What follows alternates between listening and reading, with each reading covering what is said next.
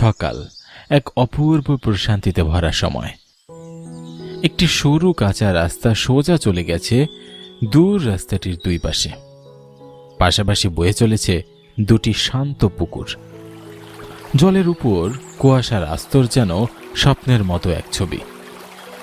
কিছুটা এগিয়ে গেলে সেই রাস্তা ঢুকে পড়েছে এক নিঃসঙ্গ গ্রামে। রাস্তাটির দুই পাশে ছায়াময় গাছের সারি, বাতাসে পাতার মৃদু শব্দ। কেউ একজন ধীরে ধীরে ভ্যান চালিয়ে যাচ্ছে, আর কেউ বা সাইকেলে চড়ে কাজে যাচ্ছে। সব মিলিয়ে এক জীবন্ত পরিবেশ। রাস্তার ঠিক ধারে একটুখানি ফাঁকা জায়গায় গড়ে উঠেছে ছোট্ট একটা চায়ের দোকান। সেই দোকানে বসে আছে তিন বন্ধু, রাকেশ, নগেন আর তুষার। চায়ের কাপ হাতে আলোচনায় মগ্ন তারা। গ্রামের সকাল যেন নিজের মতো করে গল্প শুরু করেছে। ঠিক তখনই দূর থেকে ভেসে এলো সাইকেলের কিরিং কিরিং শব্দ। এগিয়ে আসছে ভূপেন, পিছনের কেরিয়ারে বাঁধা একটি থলে, চোখে চেনা হাসি।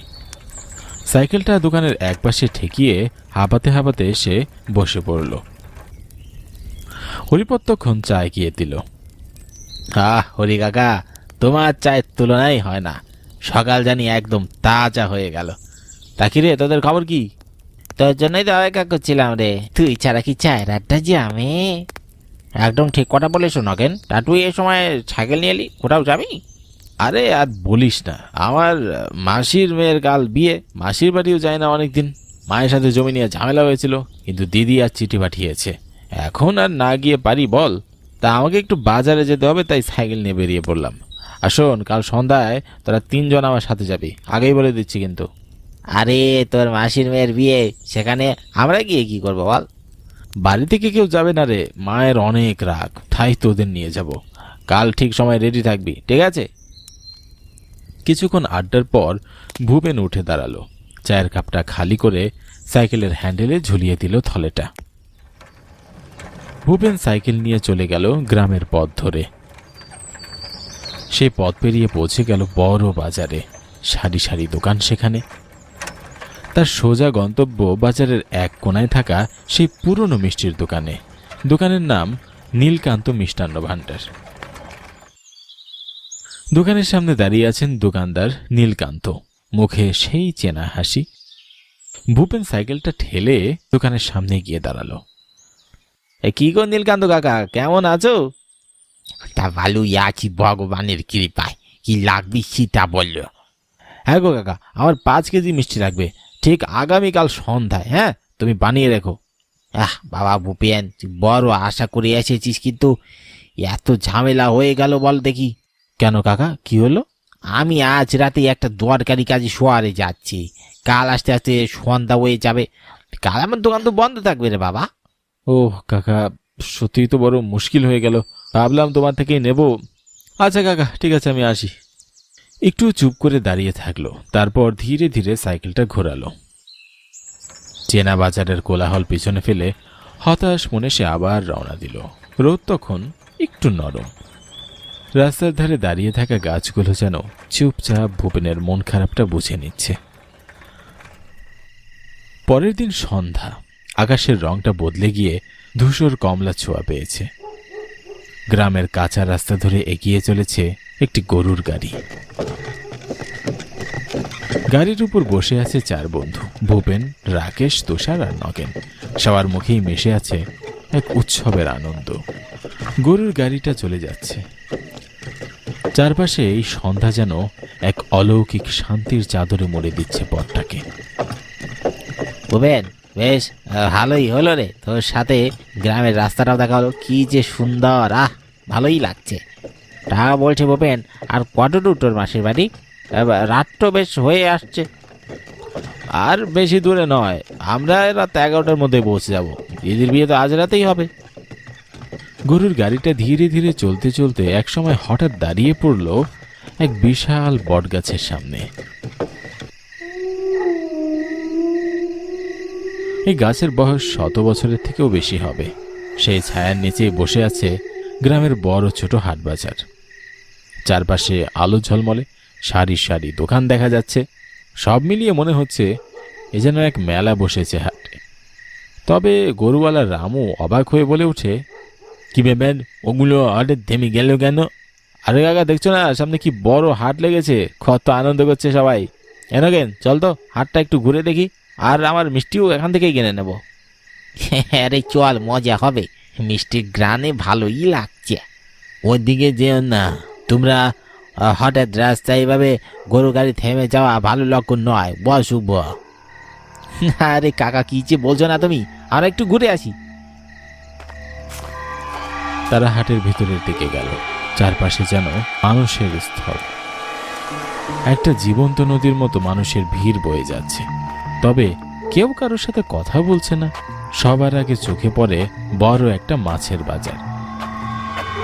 ছোট ছোট টিনের ড্রামে ঠাসা বিশাল সাইজের কাতলা, পাশেই চ্যাং মাছ, রুই মাছ, তাজা ঝকঝকে মাছগুলো যেন চোখকেই আরাম দিচ্ছে।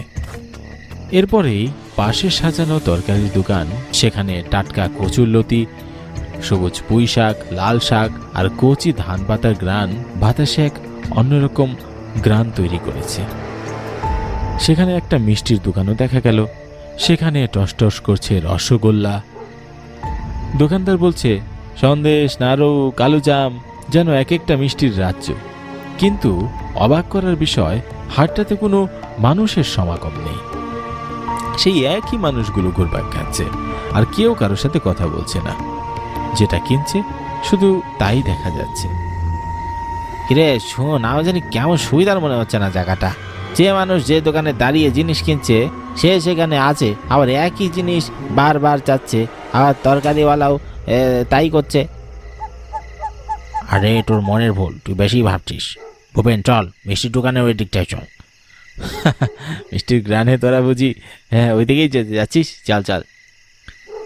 তারা হাটের এক কোনায় সবচেয়ে বড় মিষ্টির দোকানের সামনে গেল। কিন্তু এই দোকানদার চারপাশটা যেন একটু বেশি নীরব। আলোর অভাব নেই, তবুও যেন একটা অদৃশ্য ছায়া ঘিরে রেখেছে। দোকানে সাজানো আছে অজস্র মিষ্টি, কালোজাম, খাজা, সন্দেশ, সবই অদ্ভুত, চকচকে আর নিখুঁত। দোকানের পিছনে দাঁড়িয়ে এক মিষ্টিওয়ালা, চুল খাটো, চোখ জুড়ো অস্বাভাবিকভাবে বড় এবং গভীর। সে একটু হাসছে, তবে তার হাসিতে রক্ত জমাট বেঁধে আছে। কি বাবুদা, মিষ্টি খাবেন? না, এখন মিষ্টি খাবো না। 5 কেজি মিষ্টি প্যাকেট করে দাও তো। আমি মিষ্টি খাওয়াই, মিষ্টি নিয়ে যেতে দেই না। একটা অস্বাভাবিক অট্টহাসি দোকানটাকে কাঁপিয়ে তুলল। চারজনই হতভম্ব হয়ে তাকিয়ে রইল সেদিকে। এক অজানা আতঙ্ক যেন সবাইকে ঘিরে ধরেছে। আপনি কি বলছেন কাকা? কিছুই তো বুঝতে পারছি না।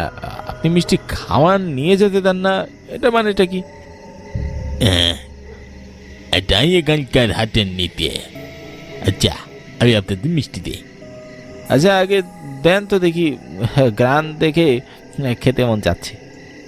আরে নগে নাকি বলছিস, দেখছিস না লোকটা কেমন হাসি দিল? চল বলছি, চল এখান থেকে চলে যাই। তোরা সেই ছোটবেলার মতোই রয়ে গেলি।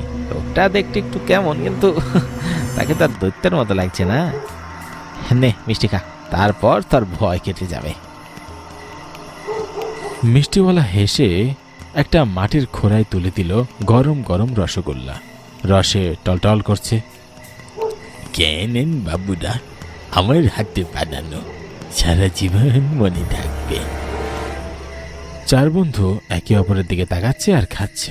তারপর রাস্তার পাশে ছোট্ট একটা বেঞ্চে গিয়ে বসে। হালকা ঠান্ডা হাওয়া, হাটের কোলাহল দূরে মিলিয়ে যাচ্ছে। সত্যি অসাধারণ মিষ্টি।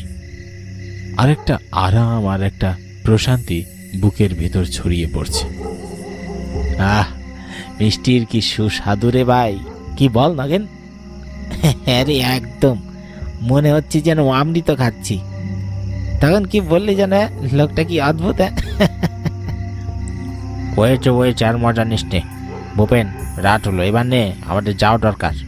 যাবো রে, তবে আফসোস একটাই, মিষ্টিগুলো মজা ছিল কিন্তু কাকা তো নিয়ে যেতে দিল না। মিষ্টি খাওয়া শেষ করে চার বন্ধু আবার উঠে দাঁড়ায়, কিন্তু বাতাস যেন কিছুটা বদলে গেছে। ভূপেন ধীরে এগিয়ে যায় মিষ্টিওয়ালার কাছে। কত টাকা হলো দাদা?